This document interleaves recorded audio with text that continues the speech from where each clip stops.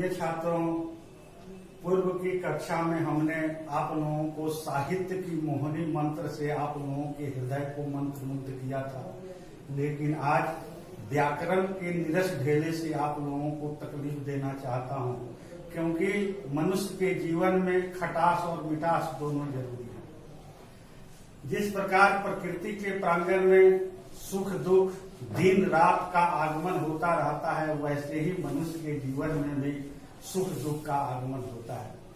अब व्याकरण निरस होता है, लेकिन निरसता में ही सरसता लाना हम लोगों का कर्तव्य होना चाहिए। छायावाद के श्रेष्ठ कवि सुमित्रानंदन पंत जी ने बड़ा सुंदर लिखा कि यह साँझ उषा का आंगन आलिंगन विरह मिलन का है, चीर हास अश्रुमय आनंद रेइस मानव जीवन का है। आज हम लोग समास, जो सम जोड़ आस के मिलने से समास शब्द बनता है। सम उपसर्ग है। उपसर्ग वह शब्दांश है जो किसी शब्द के पहले लगकर उसके अर्थ में परिवर्तन ला देता है। समास का शाब्दिक अर्थ संक्षेप करना होता है, छोटा करना होता है। किसी भी बड़े चीज को छोटे रूप में परिवर्तित कर देना समास कहलाता है। हिंदी व्याकरण में अनेक व्याकरणाचार्यों ने समास की अलग अलग परिभाषा दी। पहली परिभाषा है संक्षेपीकरण की विधि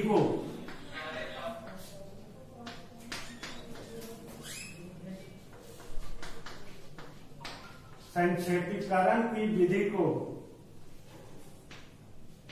समास कहते हैं।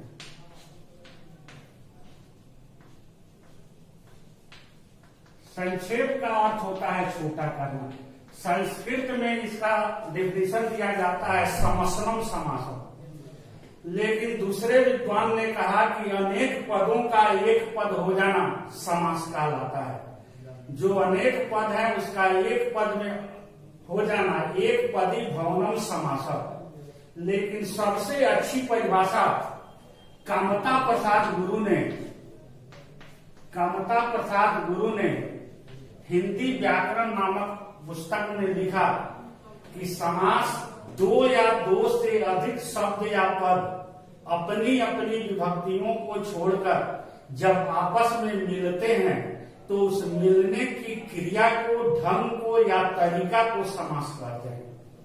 यह सबसे अच्छी परिभाषा है। समास में कम से कम दो पद होते हैं। एक को पूर्व पद कहा जाता है और दूसरे को उत्तर पद कहा जाता है। पूर्व माने पहले वाला पद, उत्तर माने बाद वाला पद। पूर्व पद माने पहले वाला पद, उत्तर माने बाद वाला पद। अब पूर्व पद, अब जैसे उदाहरण के द्वारा हम देखेंगे, जैसे राजा कुमार, राजा का कुमार,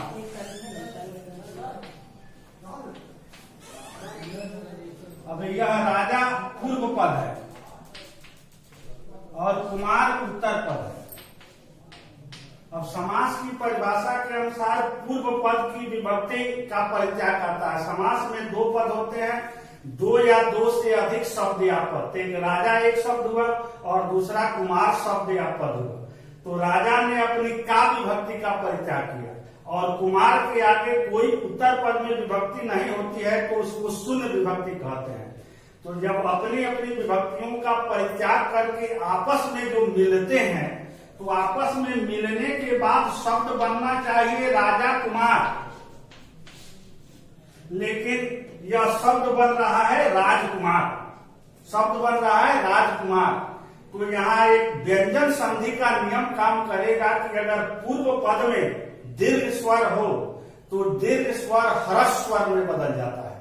जैसे पूर्व पद में राजा दीर्घ स्वर है, आ है, तो यह आ समास की जब क्रिया होगी तो आ ह्रस्व स्वर में बदलेगा तो आ अ में बदल जाएगा, तो यह बन जाएगा राजकुमार। जैसे आ का अ में, दीर्घ ई का हर्षी में, दीर्घ उ का हर्षों में। जैसे राजा का कुमार। अब पूर्व पद में दीर्घ है आ, तो यह बन जाएगा राजकुमार। दूसरा है मंत्री, मंत्री के लिए परिषद। अब यह विभक्ति समाप्त होगा तो यह बनेगा मंत्री परिषद। इसी तरह परिवर्तन होता है, दीर्घ स्वर जो होता है वह ह्रस्व स्वर में बदल जाता है।